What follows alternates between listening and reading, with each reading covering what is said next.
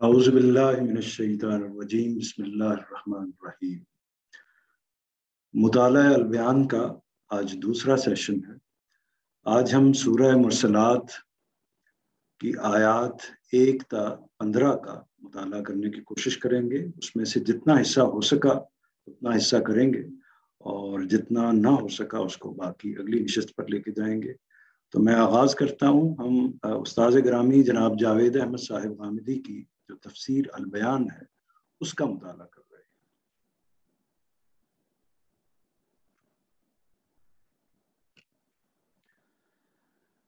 اعوذ باللہ من الشیطان الرجیم بسم اللہ الرحمن الرحیم۔ والمرسلات عرفا فالآصفات اسفا والناشرات نشرا فالفارقات فرقا فالملکیات ذکرا عذرا او نذرا انما توعدون لواقع۔ یہ ہوائیں جن کی باغ چھوڑ دی جاتی ہے، پھر وہ اندھا دھند غبار اڑاتی ہیں، اور یہ ہوائیں جو بادلوں کو اٹھا کر پھیلاتی ہیں پھر بانٹ کر الگ الگ معاملہ کرتی ہیں، پھر دلوں میں یاد دہانی ڈالتی، کسی پر اتمام حجت اور کسی کو انذار کے لیے۔ یہ گواہی دیتی ہیں کہ جس عذاب کا وعدہ تم سے کیا جا رہا ہے وہ آ کر رہے گا۔ ان آیتوں کا ابتدائی مطالعہ ہم نے گزشتہ نشست میں کر لیا تھا، لیکن چونکہ تعارف کی وجہ سے بات مکمل نہیں ہو سکی تھی تو اس لیے میں نے یہی مناسب سمجھا کہ چونکہ ہم بالکل ابتدا سے شروع کر رہے ہیں تو ہم اس کو بالکل سٹارٹ ہی سے اس سورہ کا آغاز کریں۔ اس میں جیسے کہ متن اور ترجمے کا مطالعہ آپ کے سامنے آ گیا، اس میں اس سے پہلے میں یہ عرض کر چکا تھا جو ہماری کلاس کا طریقہ ہے اس میں ہم کچھ مانوس الفاظ کو ڈسکس کرتے ہیں، یعنی وہ الفاظ جو آپ کی وکیبلری میں، آپ کی زبان کے اندر، اردو زبان کے اندر پہلے سے موجود ہیں، ان الفاظ کو ہم اصل میں متعین کر لیتے ہیں۔ ان کا فائدہ یہ ہوتا ہے کہ وہ الفاظ جو پہلے سے آپ کے پاس موجود ہیں وہ قرآن مجید میں بھی اگر اس سے ملتے جلتا لفظ کوئی آپ کو نظر آتا ہے تو وہ آپ کی ایک طریقے سے یادداشت میں محفوظ ہو جاتا ہے، اور اس کے نتیجے میں قرآن مجید میں جب وہ لفظ بار بار آئے گا، دوسری بار آئے گا، تیسری دفعہ آئے گا، تو آپ اس کو ایک طریقے سے یادداشت میں لیتے چلے آئیں۔ اس میں جو ایک لفظ ہے وہ نشرن کا لفظ ہے، والناشرات نشرن۔ تو یہ لفظ نشریات یا اس طرح کا ملتا جلتا کوئی لفظ نشر کرنا، پھیلانا، اس معنوں میں ہماری زبان میں موجود ہے۔ فرقن یہ لفظ جو ہے فرق کے مفہوم میں ایگزیکٹلی یہی لفظ ہماری زبان میں موجود ہے۔ توعدون وعدہ کے جو الفاظ ہیں یعنی واو، عین اور دال، یہ الفاظ جو ہیں یہ پہلے سے ہم اس سے واقف ہیں، اور یہی اصل میں بنیادی طور پر عربک روٹ ہے جس سے یہ لفظ ہماری زبان میں بھی آیا ہے۔ ذکر اس لفظ سے بھی ہم واقف ہیں، یاد دہانی کے معنوں میں یہ لفظ استعمال ہوتا ہے، اسی طرح یاد کے معنوں میں، ذکر کے معنوں میں، اللہ کا ذکر جیسے ہم بولتے ہیں۔ لواقع یعنی واقع ہونے کے معنوں میں، اس میں لام تو ایک اضافی حرف ہے لیکن اصل ورڈ جو ہے وہ واقع ہے۔ تو یہ کچھ الفاظ ہیں جو اس حصے کے اندر میرا احساس یہ ہے کہ جن سے آپ پہلے سے واقف ہوں گے۔ ہو سکتا ہے کہ بعض احباب باقی چیزوں سے بھی واقف ہوں، لیکن جو عام طور پر اردو زبان کو سمجھنے جاننے والے لوگ ہیں وہ ان الفاظ کو عام طور پر استعمال کر رہے ہوتے ہیں۔ اسی طرح ترجمے میں دیکھیے کہ ترجمے میں ہم نے جو کچھ مشکل الفاظ ہیں ان کو ہم نے اپنے سامنے کیا ہے۔ ایک لفظ ہے باغ کا، جس کا معنی لگام ہوتا ہے، یعنی گھوڑے کی باغ یا لگام، یا کسی اور جانور کی جو لگام ہوتی ہے جس کو پکڑ کر اس کو چلایا جاتا ہے۔ تو یہ ہوائیں جن کی باغ چھوڑ دی جاتی ہے، یہ اس مفہوم میں، یہ ظاہر ہے کہ محاورے کے طور پر استعمال ہوتا ہے۔ اتمام حجت، اتمام حجت اس کو ہم پہلے اچھی طرح کچھ نہ کچھ سمجھ چکے ہوئے ہیں کہ دلیل کا پورا ہو جانا، حجت کا پورا ہو جانا، اور یہ ظاہر ہے کہ ایک اصطلاح ہے، یعنی اصطلاح اصل میں وہ لفظ ہوتا ہے جو کسی لمبی بات کو یا کسی تفصیل کو ایک چھوٹے لفظ میں یا ایک یا دو لفظوں کے مجموعے کے اندر بیان کر دیتا ہے. مثال کے طور پر نماز ایک اصطلاح ہے یا صلاۃ ایک اصطلاح ہے. تو صلاۃ ایک پورا کانسیپٹ ہے. اس کانسیپٹ کو لفظ صلاۃ جیسے ہی ہم بولتے ہیں، ورنہ تو ہمیں پوری تفصیل بتانی پڑے گی کہ وہ اس میں اتنی رکعتیں ہوتی ہیں، اتنی نمازیں ہوتی ہیں، اس کا تصور کیا ہے، اس کے اعمال کیا ہیں، اس کے اذکار کیا ہیں، وہ اپنی تفصیلات اپنی جگہ. لیکن جیسے ہی ہم لفظ صلاۃ بولتے ہیں تو پوری کی پوری بات ہمارے ذہن میں آ جاتی ہے. تو اصطلاحات کا جو فائدہ ہوتا ہے وہ فائدہ یہ ہوتا ہے کہ اس سے یہ زبان کا حصہ ہے. یعنی اصطلاحات جو ہیں یہ ہر زبان کا حصہ ہوتی ہیں اور ہم اپنی زبان میں ہر پہلو سے ان اصطلاحات کو استعمال کر رہے ہوتے ہیں. تو اس لیے کسی اصطلاح کو جان کر اس سے کوئی غرابت یا اجنبیت یا اس سے کوئی مشکل محسوس نہیں کرنی چاہیے، کیونکہ ہم اپنی زبان کے اندر بھی وہ ساری اصطلاحات، وہ ساری چیزیں استعمال کر رہے ہوتے ہیں. مثال کے طور پر ہم جمہوریت کی اصطلاح استعمال کرتے ہیں. تو جمہوریت کا لفظی مطلب تو کچھ اور ہوگا، لیکن جو اصطلاح ہے اس اصطلاح میں یہ پوری جو عوام کی ایک حکومت ہے اس کے معنوں میں استعمال ہو جاتا ہے، جس کا اپنا ایک نظام ہے. میں نے یہ واضح کیا کہ اتمام حجت کا جو معنی ہے وہ اصل میں خاص رسولوں کے ساتھ یہ لفظ یا یہ اصطلاح جو ہے وہ خاص. اس پر آئندہ گفتگو ہوتی رہے گی کہ وہ رسولوں کے ساتھ خاص کیوں ہے، اور پھر عام انسانوں کے ساتھ اگر اس کا تعلق ہے تو وہ آخرت کے ساتھ. تو اتمام حجت کا مطلب یہ ہے کہ کوئی عذر باقی نہ رہے، یعنی جن تک پیغام، جن تک بات پہنچی ہے ان کو اپنی معافی کے لیے ان کے پاس کوئی عذر، کوئی بہانہ یا کوئی گنجائش جو ہے وہ باقی نہ رہے. تو یہ متن ہو گیا، ترجمہ ہو گیا، کچھ مانوس الفاظ ہو گئے اور کچھ مشکل الفاظ ہو گئے. اب اس کے بعد ہم اس کے مفہوم کی طرف آتے ہیں، یعنی اس تفسیر کی طرف جو ہمیں اس وقت اس کو پڑھنا ہے قرآن مجید تک پہنچنے کے لیے یا اس حصے کو سمجھنے کے لیے. یہ تفسیر میں پہلے واضح کر چکا ہوں کہ یہ استاد گرامی کی تفسیر البیان سے لیا گیا ہے اور اسی کو کاپی کر کے میں نے یہاں پر آپ کے سامنے. تو یہ ہوائیں میں ایک دفعہ پھر پڑھ دیتا ہوں تاکہ وہ پوری، جب ہم بات کرنے لگے ہیں تو پوری طرح آپ کے سامنے آ جائے. یہ ہوائیں جن کی باغ چھوڑ دی جاتی ہے پھر وہ اندھا دھند غبار اڑاتی ہیں، اور یہ ہوائیں جو بادلوں کو اٹھا کر پھیلاتی ہیں پھر بانٹ کر الگ الگ معاملہ کرتی ہیں، پھر دلوں میں یاد دہانی ڈالتی ہیں، کسی پر اتمام حجت اور کسی کو انذار کے لیے. یہ گواہی دیتی ہیں کہ جس عذاب کا وعدہ تم سے کیا جا رہا ہے وہ آ کر رہے گا. اب اس پر نوٹ دیکھ لیجئے، یہ 1 2 3 4 5 6 یہ جو لکھے ہوئے ہیں نیلے رنگ کے اندر آپ کے سامنے، یعنی متن کا جو ترجمہ ہے اس کے اندر کچھ جو حاشیے کے نوٹ لکھے ہوئے ہیں. اس کا مطلب یہ ہے کہ اس نقطے کے حوالے سے یا اس جگہ کے حوالے سے جو بات کچھ کہنی مقصود ہے وہ بات کوئی ایسی چیز جو وضاحت، مصنف وضاحت کرنا چاہتا ہے، یا ایسی چیز جس کی ضرورت ہے قاری کو کسی نہ کسی پہلو سے، یا کچھ ایڈیشنل انفارمیشن ہو سکتی ہے جو ممکن ہے کہ بعض قاریوں کی ضرورت ہو اور بعض لسنر کی ضرورت نہ ہو. تو اس میں اصل بات تو پوری ہو گئی، یعنی جو اوپر واضح ہو گئی ہے اس کو پوری طریقے سے ترجمے کے اندر سمو دیا گیا ہے، لیکن اس کے باوجود کچھ چیزوں کی وضاحت کی ضرورت ہوتی ہے تو وہ نیچے کر دی جاتی ہیں. اصل الفاظ ہیں والمرسلات عرفا. مرسلات کے معنی چھوڑی ہوئی کے. یہ لفظ یہاں ہواؤں کے لیے آیا ہے، عرف عیال کے ان بالوں کے لیے آتا ہے جو گھوڑوں کی پیشانی پر لٹکے ہوئے. ان بالوں کو پکڑ کر گھوڑوں کو روکا بھی جا سکتا ہے اور ان کو چھوڑ کر انہیں جولانی کے لیے چھوڑا بھی جا سکتا ہے. جولانی کے لیے یعنی اپنے آپ کو آگے بڑھانے کے لیے، زوردار طریقے سے بھاگنے کے لیے چھوڑا بھی جا سکتا ہے. قرآن نے یہاں ہواؤں کو گھوڑوں سے اور انہیں چھوڑ دینے کو گھوڑوں کی عیال چھوڑ دینے سے تعبیر کر کے غائط درجہ بلاغت کے ساتھ اس حقیقت کی طرف اشارہ کیا ہے کہ یہ ہوائیں خود مختار نہیں ہیں، ان کی پیشانی خدا کے ہاتھ میں ہے. وہ جب چاہتا ہے انہیں روک لیتا ہے اور جب چاہتا ہے چھوڑ دیتا ہے. تو اصل میں یہ نوٹ کس وجہ سے آیا ہے؟ ایک تو اس کا یہ پہلو ہے کہ یہاں پر یہ جو لفظ مرسلات عرفا آیا ہے اس میں اس کا مطلب یہ نہیں ہے کہ یہاں ہوا کا لفظ استعمال ہوا ہے. یہاں ہوا موجود نہیں ہے بلکہ صفت آئی ہے. اس صفت سے یعنی چھوڑ دی جانے والی ایسی چیزیں جن کی باغ چھوڑ دی جاتی ہے اور پھر وہ اندھا دھند غبار اڑاتی ہوئی جاتی ہیں. تو یہ جن کے لیے آیا ہے وہ کیا چیز ہے, یہاں اس کا ذکر نہیں ہے. تو یہاں ذکر نہیں ہے تو اس وجہ سے اہل علم نے اس کی کوشش کی ہے کہ اس کو متعین کرنے کی کوشش کریں. جب متعین کرنے کی کوشش کرتے ہیں تو اس میں ایک یا دو آرا ہو سکتی ہیں.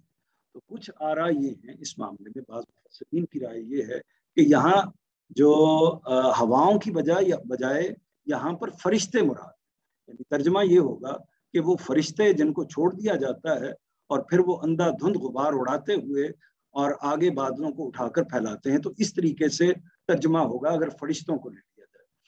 تو اسی طرح بعض محققین کا موقف یہ ہے کہ اصل میں کچھ آیات جو ہیں, یعنی آدھی آیات یا کچھ حصہ اوپر والا وہ ہواؤں سے متعلق ہے اور کچھ فرشتوں سے متعلق ہے. اور بعض اہل علم کی رائے اس کے برعکس ہے, یعنی ابتدائی حصہ ہواؤں کے لیے اور نیچے والا فرشتوں کے لیے, یا نیچے والا فرشتوں کا اوپر والا فرشتوں کے لیے, نیچے والا ہواؤں کے لیے.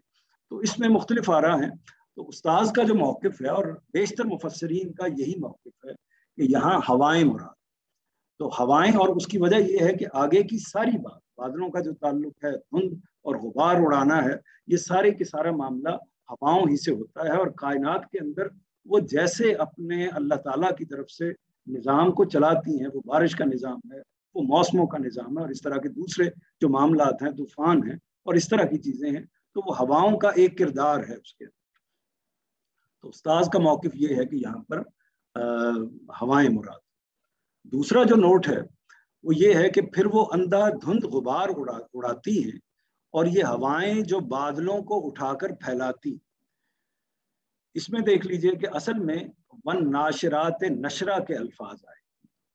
قرآن نے الناشرات کو واو کے ساتھ عطف کر کے واضح کیا. اصل میں کا کیا مطلب ہوتا ہے, یعنی آپ یہ دیکھیں گے اوپر بھی لفظ آیا ہے, اصل الفاظ یہ ہیں. اصل میں یہ یعنی ایک بات کو اوپر کی جگہ سے متصل کرنے کے لیے ایک ترکیب ہے, یا یہ ایک الفاظ ہیں جو یہاں اختیار کر لیے گئے ہیں کہ در حقیقت یہ لفظ آیا ہے. اصل میں یہ بات آئی ہے. یعنی اسی طرح یعنی کا لفظ بھی نیچے آپ دیکھیے کہ انہوں نے یعنی کا, تو کہیں وہ اصل الفاظ ہیں, اصل بات ہے, اصل جملہ یہ ہے, یا اس طرح. تو یہ مفہوم کو, یعنی بات کو گویا کہ آپ وہاں رک گئے جہاں اٹھا کر پھیلاتی ہیں پر نوٹ لگا ہوا ہے, وہاں نوٹ کا نمبر لگا ہوا ہے, وہاں رک گئے اور پھر نیچے آ کے, جیسے کسی بھی حاشیے کو آپ دیکھیں تو نیچے آ کے اس کو متصل کیا ہے آپ. تو اصل میں والناشرات نشرہ کے الفاظ آئے. قرآن نے الناشرات کو واؤ کے ساتھ عطف کر کے واضح کر دیا ہے کہ ہواؤں کی پہلی قسم دوسری قسم سے الگ ہے. پہلی قسم طوفانی ہواؤں کی ہے جو تند ہو کر بستیوں کے لیے عذاب بن جاتی. دوسری قسم ان ہواؤں کی ہے جو رحمت کے بادل اپنے دوش پر اٹھا کر لاتی ہیں, پھر انہیں فضا میں پھیلا دیتی. یہ والمرسلات والناشرات, یہ دو طرح کی جو ہوائیں ہیں ان کا ذکر یہاں پر کیا گیا ہے. اور ان کے جو دونوں پہلو ہیں, یعنی ایک ان کی سختی کا پہلو اور ایک ان کی رحمت کا پہلو, دونوں پہلوؤں کو یہاں بیان کر دیا ہے. یہاں میں نے یہ آپ یہاں دیکھیں گے کہ میں نے ایک جملہ یہاں نمایاں نہیں کیا, اس کو تھوڑا سا ڈم کر دیا ہے. وہ جملہ یہ ہے کہ یہاں یہ امر ملحوظ رہے کہ یہ سب معاملات چونکہ نشر کے بعد اور اس کے ذریعے سے ہوتے ہیں, اس وجہ سے فل فارقات فرقن اور فل ملکیات ذکرن اصل میں فے کے ساتھ عطف ہوا ہے. تو یہ عطف ہوا ہے فے کے ساتھ, تو فے بھی عطف کے لیے آتا ہے, واو بھی عطف کے لیے آتا ہے. تو یہاں جو جس کی طرف اشارہ کیا گیا ہے وہ ایک چونکہ فنی نوعیت کی کچھ چیز ہے, اس لیے میں نے اس کو نمایاں نہیں کیا. تو میرا خیال یہ ہے کہ میں اس میں جو اہتمام کروں گا وہ ایسا ہی کروں گا کہ وہ چیزیں جو کمیونیکیٹ ہو سکتی ہیں ابتدائی طور پر, جو بہت زیادہ فنی چیزوں سے واقف نہیں ہوتے لوگ, ان کے لیے انہی تک محدود رکھا جائے, اور جو بات تھوڑی سی تکنیکی نوعیت کی ہے اس کو اگر کوئی شخص پڑھنا چاہے تو یہ سلائیڈ پر موجود ہے, وہ اس کو دیکھ سکتا ہے, اپنے پاس محفوظ بھی کر سکتا ہے, یعنی موجود رہے لیکن اس کی وضاحت کی اس طریقے سے ضرورت نہیں ہے. اگلا جو نقطہ ہے کہ پھر دلوں میں پھر بانٹ کر الگ الگ معاملہ کرتی ہے, یعنی یہ انہی ہواؤں کی آگے مزید صفت بیان ہو رہی ہے. یعنی کسی جگہ بادل ہانک کر لاتی ہے, किसी जगह से उन्हें उड़ा ले जाती है, एक जगह बरसा देती हैं, दूसरी जगह को प्यासा छोड़ जाती हैं। ये जाहिर है कि कायनात की, आफाक की, उन चीज़ों की गवाहियां पेश की जा रही हैं, और फिर वो जो बात है जिसके लिए ये सारी गवाहियां पेश की जा रही हैं वो आगे बयान की जाएगी। फिर बांट कर अलग मामला करती हैं, फिर दिलों में याद दहानी डालती हैं। इस पर जो नोट है कि दिलों में याद दहानी डालती हैं, यानी अलग अलग मामला करके इंसानों पर खुदा के इख्तियार मुतलक की याद दहानी दिलों में डालती है। ये अलग अलग मामले से कैसे याद दहानी? तो आप इससे वाकिफ हैं कि जब किसी के यहाँ, मिसाल के तौर पर एक इंसान मियाँ बीवी के यहाँ बच्चों की विलादत होती है और दूसरों को अल्लाह ताला औलाद की नेमत से फैजियाब नहीं करते। एक जगह पर खेती के ऊपर बारिश बरसती है, दूसरी जगह पर नहीं बरसती। इसी तरह अल्लाह ताला कुछ देते हैं, कुछ लेते हैं।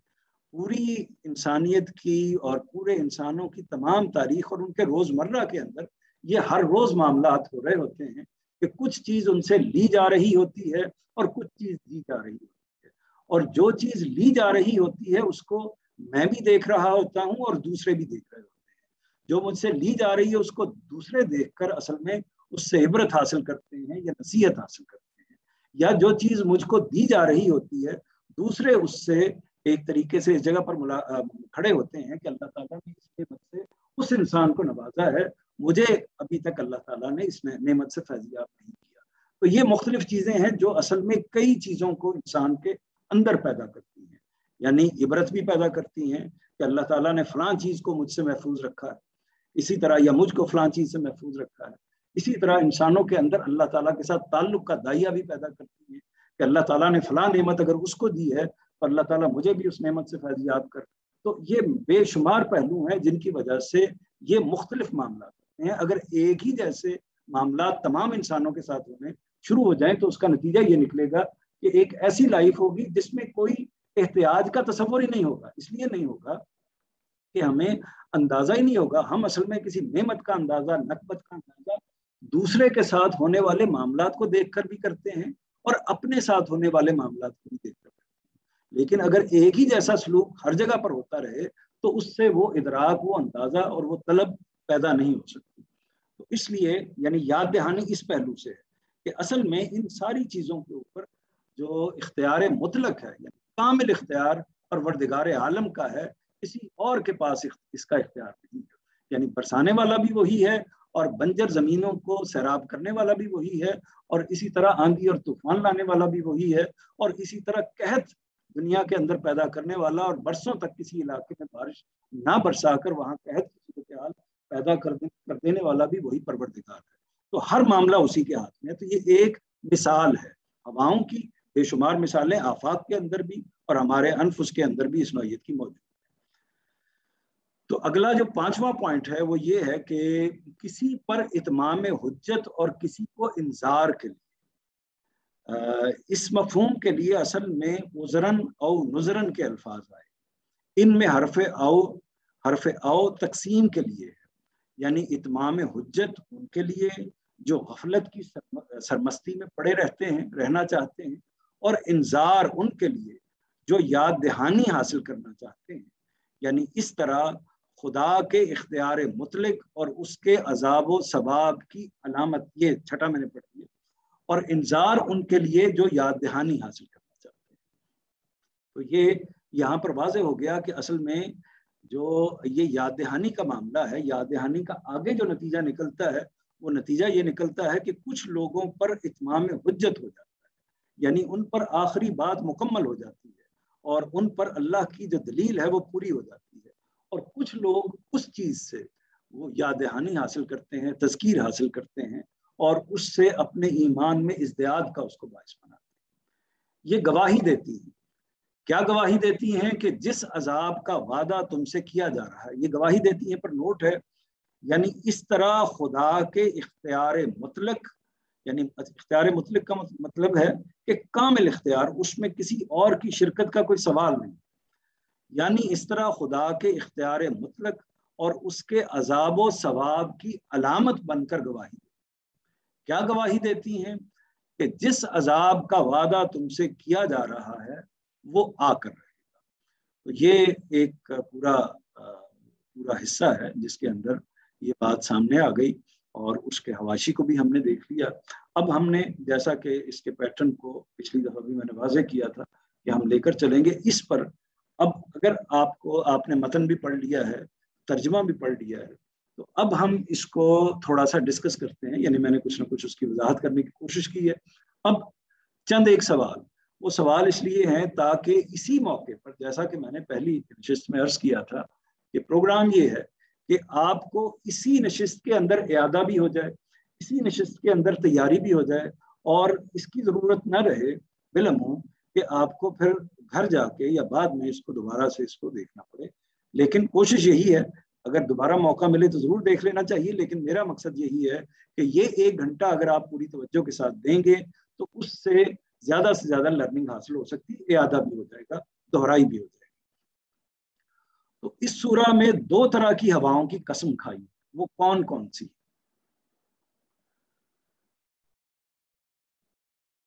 جی یہ آپ سے سوال ہے.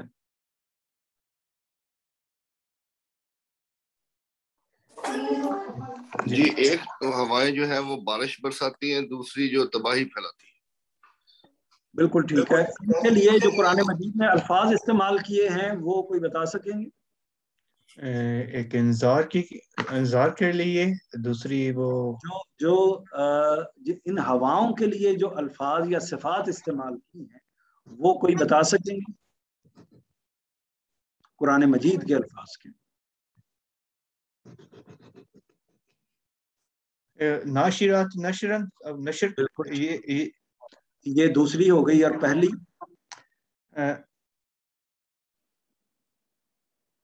جو اس سورہ کا نام, بالکل سورہ کا نام, یہ بالکل. دوسرا سوال یہ ہے کہ ہواؤں کی خاصیت کو گھوڑوں کی عیال سے کیوں تشبیہ دی گئی؟ صاحب اس کا جواب دیں. قرآن ایک لٹریری کہہ سکتے ہیں کہ معجزہ ہے. تو جو اس وقت کے ہائی لٹریچر میں تشبیہات استعمال کی جاتی ہے, اسی طرح کی تشبیہات کو استعمال کر کے اللہ تعالیٰ نے اس کو ایک اعجاز بنایا ہے. مجھے تو یہی سمجھ لگی. کوئی اور صاحب بتائیں گے؟ تو گھوڑوں کے جو سر کے بال ہیں ان کو پکڑ کر ان کو کنٹرول کیا جاتا ہے, تو ان کو چھوڑ کر ان کو جو ہے وہ اندھا دھند, وہ تباہی پھیلانے والی چیز بھی بنایا جا سکتا ہے. بالکل ٹھیک ہے. یعنی اصل میں گھوڑا اس زمانے کے لحاظ سے ٹھیک بیان کیا کہ اس زمانے کے لحاظ سے ہر زمانے میں زبان کے اندر ایک تیز رفتار چیز ہے, جس کو روکنا ہو تو اس کی باگ کو کھینچ لیا جاتا ہے, اور جس کو اگر اس کو دوڑانا ہو تو اس کی باگوں کو چھوڑ دیا جاتا ہے. تو اس لیے ایک طرح سے تشبیہ دی ہے, یا استعارے کے طور پر استعمال کیا ہے اس کو تشبیہاً. تو یعنی اس کی خاصیت, ہواؤں کی خاصیت کا اس میں اللہ تعالیٰ کے بھی معاملہ موجود ہے کہ اللہ تعالیٰ نے ان کی عیال پکڑی ہوئی ہے, جب چاہیں چھوڑیں اور جب چاہیں اس کو قبض کرنے روک لیں. اور اسی طرح اللہ تعالیٰ نے ان کی اپنی معاملہ ہے وہ اسی طرح گھوڑوں کی طرح ہے کہ وہ اندھا دھند بھاگتی ہیں, پھر وہ کچھ نہیں دیکھتی کہ آگے دریا ہے, سمندر ہے, کیا چیز ہے, کیا نہیں, ریگستان. تو یہ وہ دوسرا سوال ہو گیا. تیسرا سوال یہ ہے کہ ان ہواؤں کا مقصد کیا ہے؟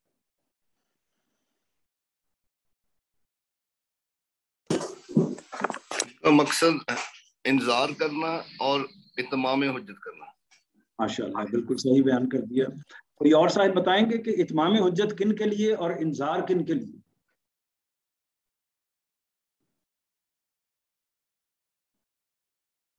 اتمام حجت ان کے لیے جو نہیں مانتے, اور انذار ان کے لیے جو مانتے ہیں. بالکل ٹھیک ہے. ہوائیں کس بات پر گواہی دیتی ہیں؟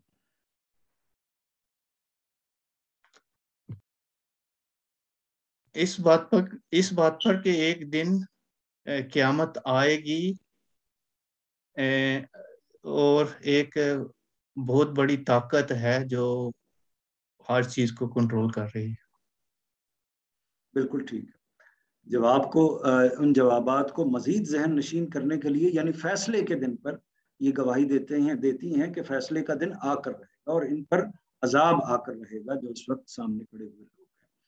तो सवालों को एक दफ़ा, जवाबों को फिर देख लें कि जो दो किस्म की हवाएं हैं वो मुरसलात हैं और नाशरात हैं। मुरसलात वो हैं यानी आंधी तूफान वाली जो हवाएं होती हैं। नाशरात वो हैं जो बादलों को इलाकों में फैलाती हैं और अल्लाह की रहमत का सामान फैलाती हैं। और ये जो दूसरा सवाल था वो, उसका जवाब ये है कि जैसे सवार घोड़े को अपनी मर्जी से चलाता है, वैसे ही अल्लाह इन हवाओं को अपनी मर्जी से चलाता है। इख्तियार मुतलक इन हवाओं का अल्लाह ही के पास है। और इनका मकसद जो है वो, उसमें एक बात ये है कि मुनकरों के पास कोई उज़्र ना रहे, यानी इत्माम हुज्जत, और सलीमुल फितरत लोगों के को याद दहानी इनसे हासिल होती है, यानी इंजार का मामला होता है उनके साथ। ये हमने यहाँ तक इसको देख लिया। और इसके बाद इस हिस्सा जितना हमने पढ़ा है, इसमें कुछ हमारे लिए क्या चीज़ें सामने आती हैं उसको भी हम चंद पॉइंट्स में मुतय्यन करने की कोशिश करते हैं। जाहिर है कि कुरान मजीद का एक पैगाम तो डायरेक्ट होता है उन मुखातबीन के लिए जो उस वक्त उस सूरा के या उन जुमलों के या उस बात के मुखातिब हैं, और उसमें से वो हिस्सा कौन सा होता है, यानी उसका एक अमूमी मफहूम अगर हम उसमें से अखज़ करते हैं तो वो हमारे लिए वो कौन सी बात है जो इसमें से अखज़ होती है। तो वो जो बातें हमारे लिए अखज़ होती हैं और इस सूरा से या इस हिस्से से हमें क्या क्या लर्न करना चाहिए, क्या क्या हासिल करना चाहिए, उसके लिए हमने हमारे लिए का उन्वान कायम किया है। तो एक जो हमें इसमें से करना चाहिए, एक नुक्ता वो ये है कि हम आफाक की निशानियों का तयन करें।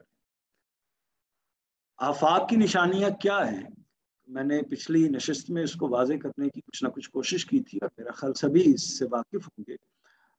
कोई साहिब बताएंगे कि आफाक की निशानियां क्या है?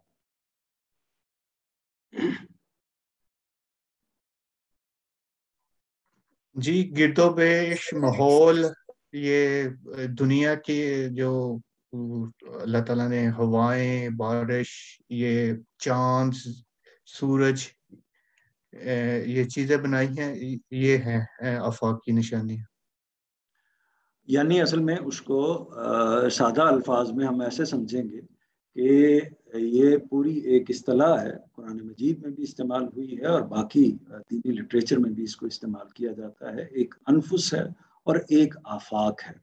अनफुस नफ्स की जमा है, जिसके माने यानी नफ्स से मुतल्लक जो भी चीज़ें हैं उसके अंदर पाई जाती हैं। इंसान के अंदरूनी वजूद के अंदर जो चीज़ें भी पाई जाती हैं, उसकी दानिश है, उसका इल्म है, उसकी हिकमत है, उसकी सोचें हैं, उसके ख्यालात हैं, उसके जज्बात हैं, उसके एहसासात हैं। तो ये सारी की सारी चीज़ें उसकी अंदर ईमानियात के जो भी जज्बे हैं वो सारे, उनका ताल्लुक अनफुस से है, उसके अंदरूनी वजूद से है। बैरूनी वजूद जो है, जो उसके खारिज में जितनी भी कायनात पाई जाती है वो आफाक है। यानी दुनिया में जितनी इंसानियत भी पाई जाती है वो मेरे लिए उसकी हैसियत आफाक की है। कायनात के अंदर जो भी अजराम फल्की हैं, चांद, सूरज, सितारे और जो कुछ भी खारिज में मेरे पाया जाता है वो आफाक है। आफाक यानी असल में तो है उफक की जमा, यानी जो हमारा आसमान और ज़मीन जहाँ मिलते हैं उस किनारे को उफक कहते हैं और इसी एतबार से आफाक है। लेकिन पूरी कायनात की वसतों के लिए ये लफ्ज़ बतौर इस्तिलाह या बतौर ताबीर के इसको इख्तियार किया जाता है। तो आफाक की निशानियों का तयन करें, यानी हर इंसान को कोई ना कोई आफाक की निशानियां जो हैं वो उसकी दिलचस्पी का मौजू हो सकती हैं। मेरे लिए कुछ और होंगी और आपके लिए कुछ और होंगी, लेकिन जो भी जब मैं बैठूं और देखूं, यानी मैं सुबह सूरज को निकलते हुए देखूं, शाम को उसको गुरूब होते हुए देखूं, चांद को निकलते और गुरूब होते हुए देखूं, और उसके नतीजे में जो मामलात वो करते हैं, इसी तरह हवाओं का चलना, बारिशों का आना, जल्जलों का आना, वबाओं का फैलना, और जो कुछ भी दुनिया में मेरे इर्द गिर्द में हो रहा है मैं उस पर गौर करूं, उनका तयन करूं और उनसे ये जानने की कोशिश करूं कि ये असल में किस बात की शहादत दे रही हैं, ये किस बात को वाजे कर रही हैं। और वो जब आप गौर करेंगे तो एक एक चीज आपको बताएगी कि ये जो दुनिया है ये कोई यानी खलंडरे का खेल एक तरीके से नहीं है, ये परवरदिगार की खास हिकमत पर मबनी है और इसका कोई ना कोई अंजाम होना है।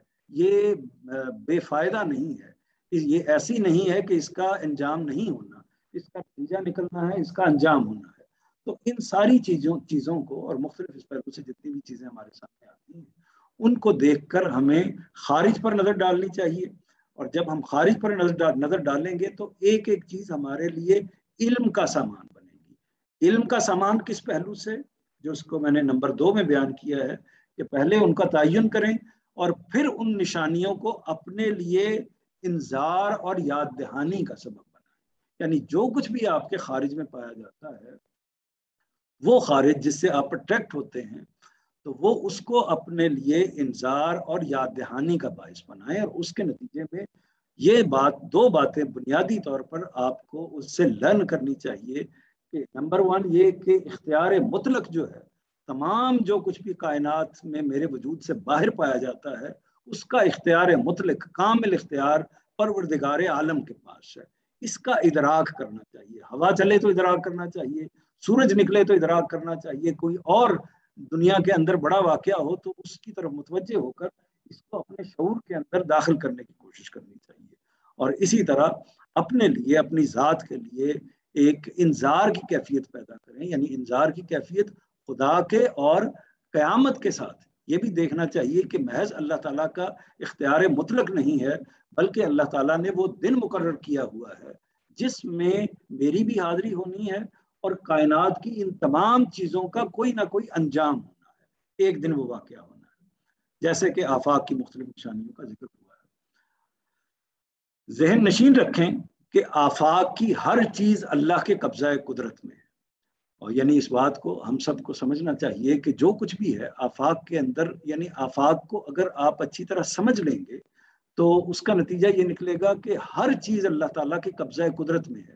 ذہن نشین رکھنے کا کیا مطلب ہے؟ یہ میں بھی جملہ بولتا ہوں، آپ بھی جملہ بولتے ہیں، ہر شخص یہ جملہ بولتا ہے کہ ہر چیز اللہ تعالیٰ کے قبضہ قدرت میں ہے، لیکن اس کا باقاعدہ شعور ہونا چاہیے، اسے ہمارے دل اور دماغ کا حصہ بننا چاہیے۔ یعنی جب وہ حصہ بنے گی تو پھر ہم اس جگہ پر کھڑے ہوں گے کہ اگر فلاں چیز اللہ تعالیٰ نے ہمیں نہیں دی تو وہ اللہ تعالیٰ کا فیصلہ ہے، ہمیں اس پر اللہ تعالیٰ سے دعا مانگنی چاہیے، لیکن کوئی شکوہ اور شکایت کی جگہ ہمارا حق نہیں ہے کہ ہم اس جگہ پر آ کر کھڑے ہوں۔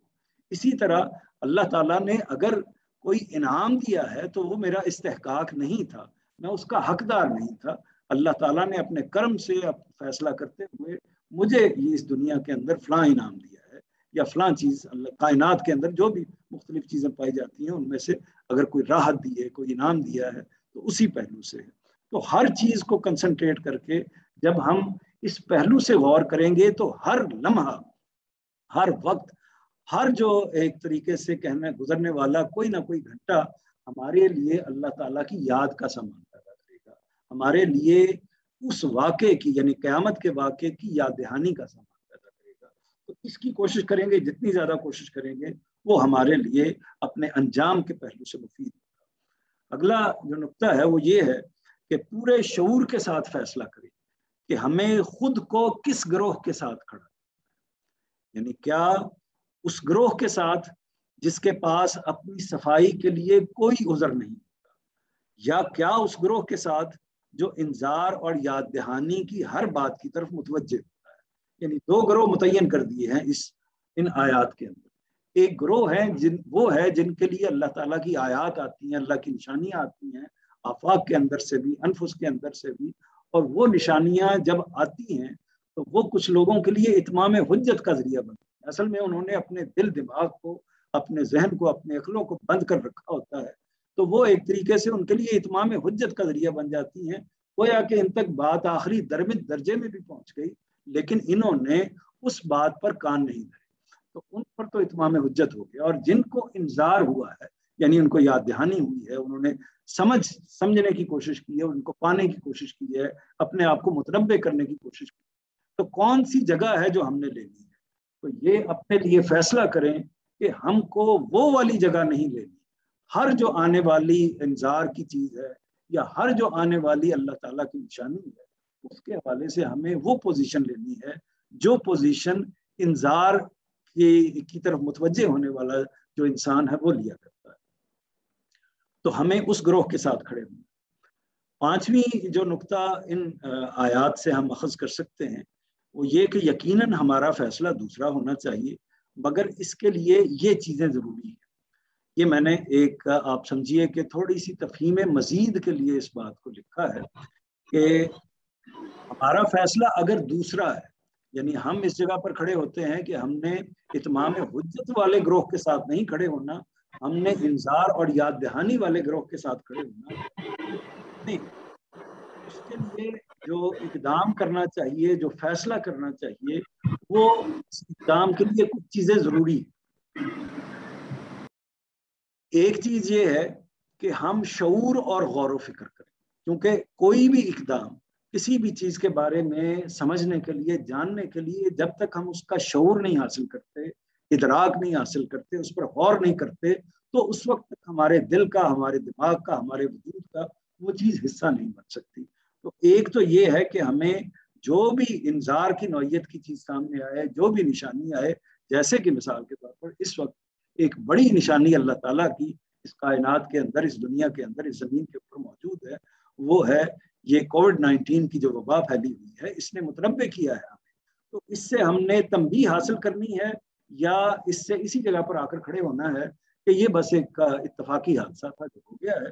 لیکن ہمیں اس جگہ پر کھڑے ہونا چاہیے کہ یہ پروردگار عالم کا فیصلہ ہے، اور اللہ کے فیصلے کے علاوہ کوئی یہ نہ اس کے خلاف پر مار سکتا ہے، نہ جب تک وہ چاہے اس سے ہمیں چھٹکارا دلا سکتا ہے. جی، تو میں یہ عرض کر رہا تھا کہ ایک چیز جو ہے وہ ہمیں شعور اور غور و فکر کرنا چاہیے، اور دوسری چیز جو ہے وہ ہے کہ حق پرستی کی جگہ پر کھڑے ہونا چاہیے. یعنی ہم شعور اور غور و فکر کا جب راستہ اختیار کرتے ہیں تو ہمیں یہ معلوم ہوتا ہے کہ یہ چیز جو ہے درست ہے اور یہ چیز جو ہے غلط ہے، یہ حق ہے اور یہ باطل ہے. تو اس وقت ہمارے ساتھ کئی اور آلائشیں لاحق ہو جاتی ہیں.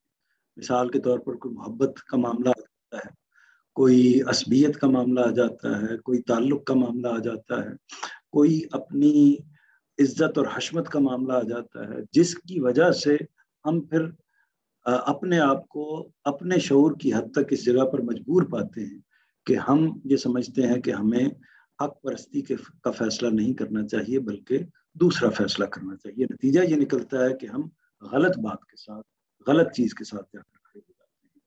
تو حق پرستی ہمارے وجود کے اندر، یعنی یہ ایک بنیادی نقطہ ہے، بنیادی ظرف ہے یا بنیادی وصف ہے جو ہماری ذات کے اندر موجود ہونا چاہیے.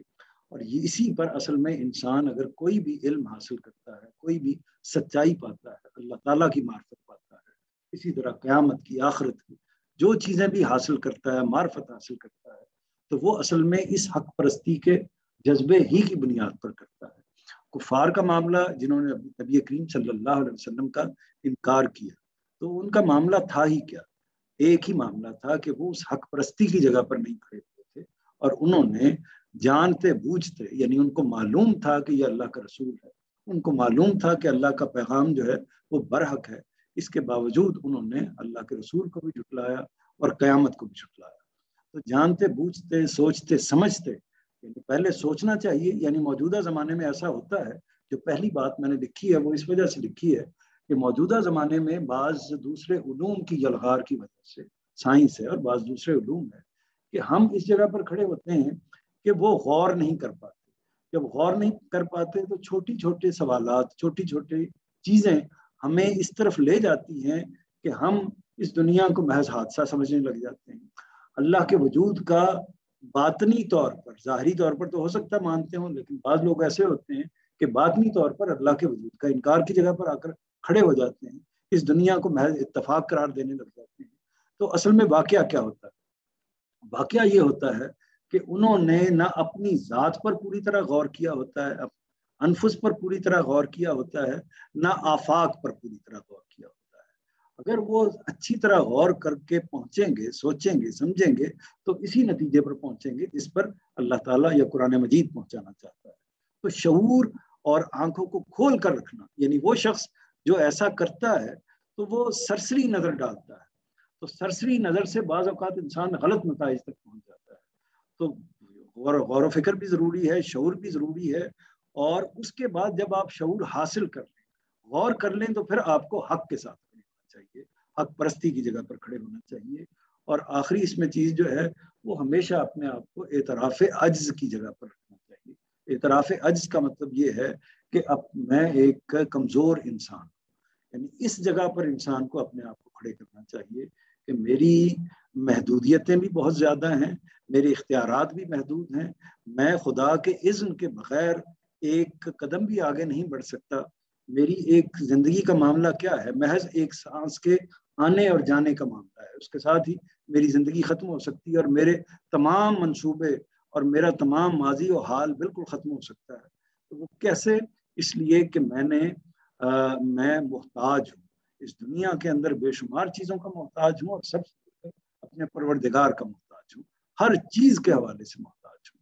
تو یہ جو اعتراف عجز ہے، یہ اگر انسان کرتا ہے، یعنی اپنی عاجزی کی جگہ پر کھڑا ہوتا ہے، تو اس کا نتیجہ یہ نکلتا ہے کہ اس کو حق کی معرفت زیادہ تیزی کے ساتھ، جلدی کے ساتھ حاصل ہوتی ہے، کیونکہ اس نے سب سے بڑے حق کو پہچان لیا، اور وہ حق یہ ہے کہ میری کوئی حیثیت نہیں ہے، میں بہت محدود اور کمزور اور ناتواں انسان ہوں۔ اس کا اعتراف اس کو کرنا چاہیے۔ تو یہ چند چیزیں ہیں جو ہمارے لیے کے حوالے سے آپ کے سامنے آ گئی۔ اگر موقع ہوا تو ہم آگے بڑھیں گے، لیکن یہاں اب ہم روک کے اس حصے پر اگر کوئی سوالات ہیں تو ان کو ڈسکس کریں۔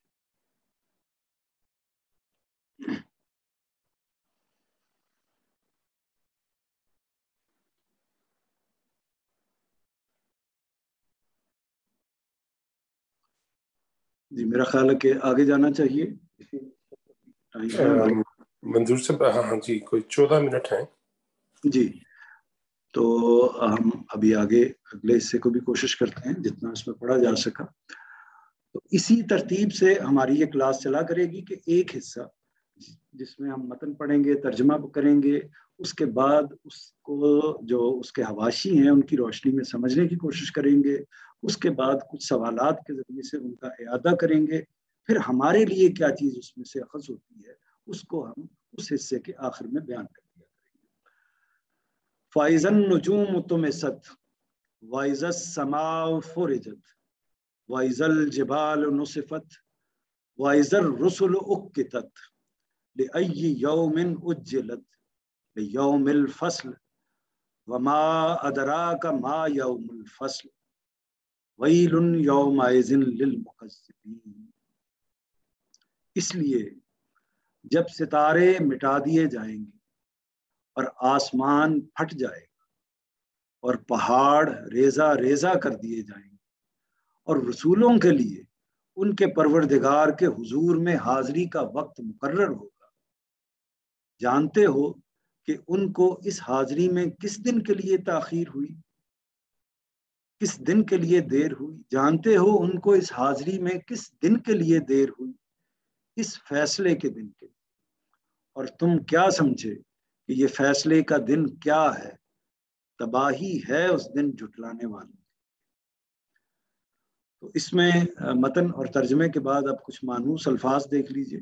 اس میں نجوم کا لفظ ہے، میں نے اوپر بھی اس کو نمایاں کر دیا ہے، یہ اس سے آپ واقف ہیں۔ نجم کی جمع ہے جس کے معنی ستارے کے، تارے کے ہوتے ہیں۔ السماء آسمان کے معنوں میں اس سے واقف ہیں۔ الجبال جبل کی جمع ہے جس کے معنی پہاڑ ہوتے ہیں، آپ اس کو جانتے ہیں۔ رسول رسول کی جمع ہے، یعنی اللہ کے پیغمبر کے لیے یہ استعمال ہوتا ہے اور اس کی جمع رسول ہے۔ ویسے پیغمبر کے لیے بھی رسول کا لفظ یعنی عام مفہوم میں، ایک تو اصطلاح ہے لیکن اس کا عام مفہوم یعنی پیغام پہنچانے والا، اس کے مفہوم میں بھی یہ لفظ استعمال ہوتا ہے۔ یوم آپ واقف ہیں، للمکذبین تکذیب سے ہے، یعنی مکذب تکذیب کرنے والے جو لوگ ہیں، یہ جمع کے طور پر یہاں آیا ہے۔ مشکل لفظ کوئی خاص نہیں ہے اس حصے میں، جو ترجمے کا حصہ ہے اس میں ایک ریزہ ریزہ کا لفظ ہے جس کے معنی ہوتا ہے ٹکڑے ٹکڑے ہو جانا، اس کو ٹکڑے ٹکڑے ہو کر تقسیم ہو جانا۔ تو اس کے بعد ہم آگے بڑھتے ہیں۔ اس لیے جب ستارے مٹا دیے جائیں گے اور آسمان پھٹ جائے گا اور پہاڑ ریزہ ریزہ کر دیے جائیں گے اور رسولوں کے لیے ان کے پروردگار کے حضور میں حاضری کا وقت مقرر ہوگا، جانتے ہو کہ ان کو اس حاضری میں کس دن کے لیے دیر ہوئی، اسی فیصلے کے دن کے لیے، اور تم کیا سمجھے کہ یہ فیصلے کا دن کیا ہے، تباہی ہے اس دن جھٹلانے والوں کے لیے۔ حاضری کا وقت مقرر ہوگا۔ اس پر جو ان کا نوٹ ہے استاد گرامی کا وہ یہ ہے کہ اصل الفاظ ہیں اذر رسل اقتت، یہ اقتت در حقیقت وقتت ہے۔ رسولوں کی جس حاضری کا اس میں ذکر ہوا ہے وہ اس لیے ہوگی کہ اپنی قوموں کے سامنے وہ یہ بتائیں گے کہ انذار کی جو ذمہ داری انہیں سونپی گئی تھی وہ انہوں نے پوری کی یا نہیں، اور پوری کی تو قوموں کی طرف سے انہیں کیا جواب ملا۔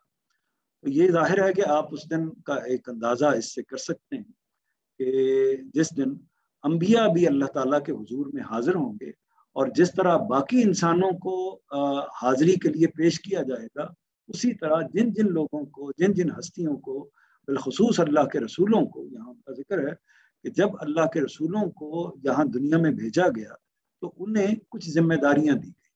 یہ ذمہ داری دی گئی کہ وہ اپنی قوم کو انذار کریں اور اللہ کا جو پیغام ہے اس کو بے کم و کاست، کسی کمی، کسی اضافے کے بغیر، حرف بحرف اسی طرح انسانوں تک پہنچا دیں، اور اس میں ان کی طرف سے کوئی کمی نہیں ہونی چاہیے۔ اسی وجہ سے خطبہ حجۃ الوداع میں نبی کریم صلی اللہ علیہ وسلم نے لوگوں سے سوال پوچھا تھا کہ کیا میں نے دین پہنچا دیا؟ تو سب لوگوں نے اس پر پوری شان کے ساتھ جواب دیا کہ ہاں آپ نے دین پہنچا دیا۔ آپ نے 3 دفعہ یہ سوال پوچھا۔ تو یہ جو سچویشن یہ ہے کہ اللہ تعالیٰ اپنے بندوں میں سے کسی ایک بندے کا انتخاب کر کے اس سے ہم کلام ہوتے ہیں اور اس کو کوئی ذمہ داری سونپتے ہیں۔ وہ ذمہ داری رسولوں کی مختلف ہوتی ہے، انبیاء کی مختلف ہوتی ہے۔ یعنی رسولوں کی جو ذمہ داری ہے وہ انبیاء کی ذمہ داری میں اس میں کچھ اضافہ ہوتا ہے۔ تو اگرچہ بنیادی طور پر ہم کلامی کے پہلو سے جو نبوت کا پہلو ہے اس میں تو بنیادی طور پر ایک ہی منصب ہوتا ہے، لیکن رسالت اس سے ذمہ داریوں کے پہلو سے کچھ آگے کی چیز ہے۔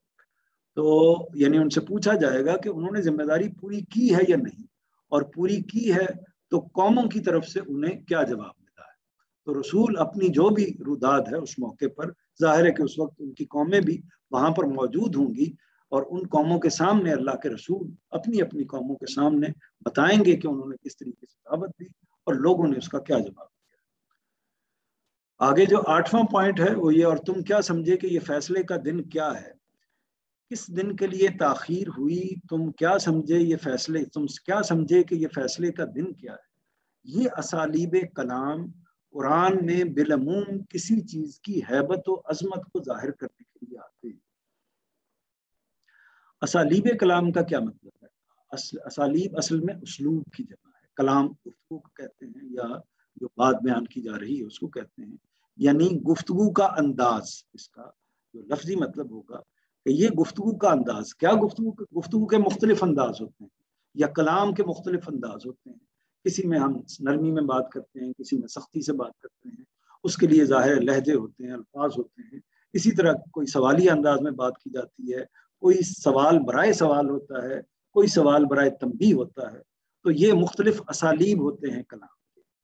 تو استاد یہاں لکھتے ہیں کہ یہ اسالیب کلام قرآن میں بالعموم، کون سے اسالیب کلام؟ یہ اسلوب کلام جس میں ایک سوال کا طریقہ اختیار کیا جاتا ہے۔ کس دن کے لیے دیر ہوئی؟ تم کیا سمجھے کہ یہ فیصلے کا دن کیا ہے؟ تو یہ اصل میں یہ کوئی سوال برائے سوال نہیں، بلکہ تنبیہ ہے۔ اسی طرح جیسے کہ ہم اور بھی قرآن مجید کے، جیسے انہوں نے ذکر کیا ہے کہ قرآن مجید کے اور بھی کئی مقامات پر یہ ہے، جیسے القاریہ ملقاریہ وما ادراک ملقاریہ۔ تو یہ وہی اسلوب ہے، یہاں بھی استعمال کیا گیا ہے۔ تم کیا جانو جو ہے وہ دہکتی ہوئی آگ وہ کیا ہے، تو یا کھٹکھٹانے والی وہ کیا ہے۔ کیا سمجھے کہ یہ فیصلے کا دن کیا ہے؟ یہ اسالیب کلام قرآن میں بالعموم کسی چیز کی ہیبت و عظمت کو ظاہر کرنے کے لیے آتے ہیں۔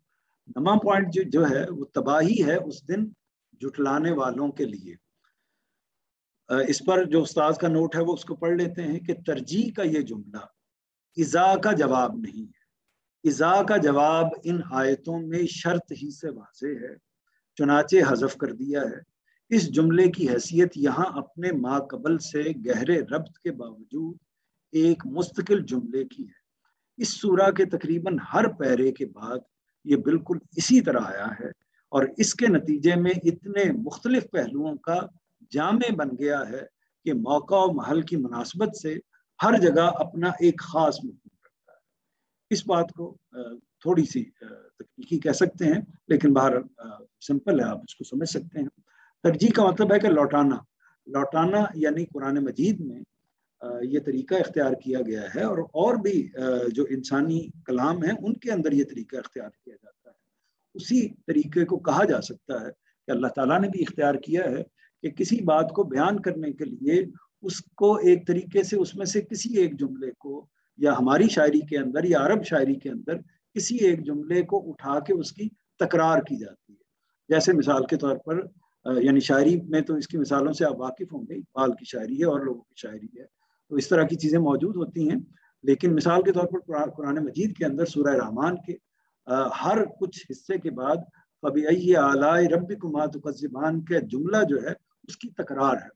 लेकिन इस कलाम का, जो कुरान मजीद का कलाम है, इस कलाम का जो अजमत है वो क्या है, जिसको उस्ताद ने यहाँ पर बयान किया है कि जो आम शोरा या आम इंसानी कलाम होंगे उनके अंदर महज जो वजन को पूरा करने के लिए या जुमले को कि उस तकरार को या आहंग को बरकरार रखने के लिए इस तरह का जुमला लाया जाता है।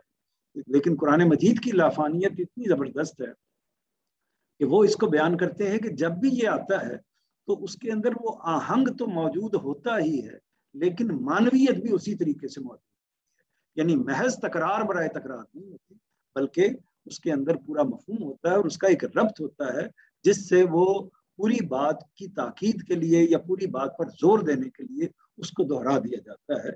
लेकिन एक नया पहलू उसके अंदर, एक नया शेड उसके अंदर ऐड कर दिया जाता है। इसको उन्होंने बयान किया है कि इसके नतीजे में इतने मुख्तलिफ पहलुओं का जामे बन गया है कि मौका और महल की मुनासबत से हर जगह अपना एक खास मफहूम रखता है। तो ये उसका जो कुछ इसमें जो शर्त का लफ्ज आया है, यानी हज़फ मंजूर साहब सिर्फ 5 मिनट हैं जी हमारे पास। जी बिल्कुल ठीक है। तो इसमें हज़फ का एक लफ्ज आया है, और हज़फ का मतलब ये होता है कि आप बात कर रहे हैं, दरमियान में से बात को, वो अंडरस्टूड बात को उस जगह पर बयान नहीं किया। अब हम उर्दू में भी ये इस्तेमाल करते हैं। मिसाल के तौर पर बच्चों को ये कहा जाता है कि अगर आपने ये ना किया तो वरना हम लफ्ज इस्तेमाल करके तो फिर इस तरह कर देते हैं, तो आगे का वो हिस्सा जो एक तरीके से मुकद्दर होता है, अंडरस्टूड होता है, उसको आगे हम बयान नहीं करते। तो इस तरह हर जुबान के अंदर ये हज़फ का उसलूब होता है कि जिसमें बात मालूम होती है। यानी इसलिए जब सितारे मिटा दिए जाएंगे और आसमान फट जाएगा और पहाड़ रेजा रेजा कर दिए जाएंगे और रसूलों के लिए उनकी हाजिरी का वक्त मुकर्रर होगा, तो ये यानी ये बात पूरी तरह वाज़ेह कर देती है कि असल में क़यामत का वाक़या होकर रहेगा। तो ये यानी एक कुछ अंडरस्टूड जुमला यहाँ उन्होंने आमतौर पर ब्रैकेट में वो निकाल देते हैं, लेकिन यहाँ उन्होंने नहीं निकाला हुआ, जिसको उन्होंने बयान किया है कि वो हज़फ है। और लेकिन चूंकि बाज़ लोगों ने इसको जवाब शर्त करार दिया है। जवाब शर्त का मतलब क्या होता है? जवाब शर्त का मतलब ये होता है कि जब हम कहते हैं जब वो गया तो ऐसा होगा, तो ऐसा होगा, जब वो गया को हम कहेंगे शर्त, और जवाब शर्त कहेंगे तो ऐसा होगा, ये दूसरा हिस्सा। अगर तुमने ऐसा किया तो मैं ऐसा करूंगा, ये दूसरा हिस्सा जो है वो जवाब शर्त कहलाता है। तो बाज़ औक़ात दूसरे हिस्से को कलाम के अंदर तसव्वुर करते हुए हज़फ कर दिया जाता है। ये हर कलाम की खुसूसियत में शुमार होता है, ये उसका कोई ऐब नहीं। अब ये मेरा ख्याल है कि जी सवाल पूछ लेते हैं और उस पर यहाँ हम अपना सेशन मुकम्मल करेंगे। तो पहला सवाल ये है कि क़यामत के मौका पर आसमान और ज़मीन की किन चीज़ों के साथ क्या मामला, किन किन चीज़ों के साथ क्या मामला? क़यामत के मौका पर आसमान और ज़मीन की किन किन चीज़ों के साथ, 3 चीज़ें हैं जो यहाँ पर मज़कूर हैं, और उनके साथ क्या मामला? जी उस दिन सितारे मिटा दिए जाएंगे और आसमान फट जाएगा, बिल्कुल और सही, पहाड़ रेजा रेजा हो जाएंगे। बिल्कुल ठीक, माशाअल्लाह। क़यामत के मौके पर रसूलों की हाजिरी का क्या मकसद? قیامت کے موقع پر ان کی جواب دہی کا وقت ہوگا کہ جو پیغام ان کے ذمہ لگایا گیا تھا وہ اپنی قوموں تک پہنچا دیا تھا اور قوموں نے اس کا کیا جواب دیا. سبحان اللہ، ماشاءاللہ، بہت ہی زبردست. رسولوں کی حاضری کس وجہ سے مؤخر ہوا؟ یہ ایک سوال ہے. رسولوں کی حاضری اصل میں یہ اس کو میں نے شاید اپنی گفتگو میں واضح نہیں کیا. رسولوں کی حاضری کس وجہ سے مؤخر ہوئی؟ اصل میں اسی دن کے لیے تو مؤخر ہوئی، یعنی ورنہ جو واقعہ رسولوں نے حاضر ہو کے کیا کرنا ہے، چارج شیٹ پیش کرنی ہے اپنی قوموں کے خلاف، اتمام حجت جو وہاں کر کے آئے تھے اور اس کی تفصیل بتانی ہے وہاں پر اللہ تعالیٰ کی عدالت میں. تو یہ واقعہ مؤخر کیوں ہوا ہے، یعنی اس کو یہ اسی وقت کیوں نہیں ہوا جو جب یہ یعنی رسولوں کی حاضری والا جو معاملہ ہے، یعنی یہ دربار اس وقت کیوں نہیں لگایا گیا، اس لیے نہیں لگایا گیا، یا یہ عدالت اس لیے اس وقت نہیں لگائی گئی کہ اللہ تعالیٰ نے اس بڑی عدالت کے لیے ایک قیامت کا موقع پہلے سے طے کر رکھا ہوا ہے، اس وجہ سے اس کو مؤخر کیا گیا. فیصلے کا دن کن لوگوں کے لیے تباہی لے کر آئے گا؟ آخری سوال. یہ جھٹلانے والوں کے لیے. جی بالکل ٹھیک ہے جی، بہت شکریہ. اور یہ سوال ہو گئے اور ان کے جواب بھی ہو گئے، اور ابھی کوئی وقت ہے تو وقت ہو گیا. جی وقت ہو گیا. آخر دعوانا ان الحمدللہ رب العالمین. آپ کو بہت شکریہ. بہت شکریہ جی، جزاک اللہ خیر.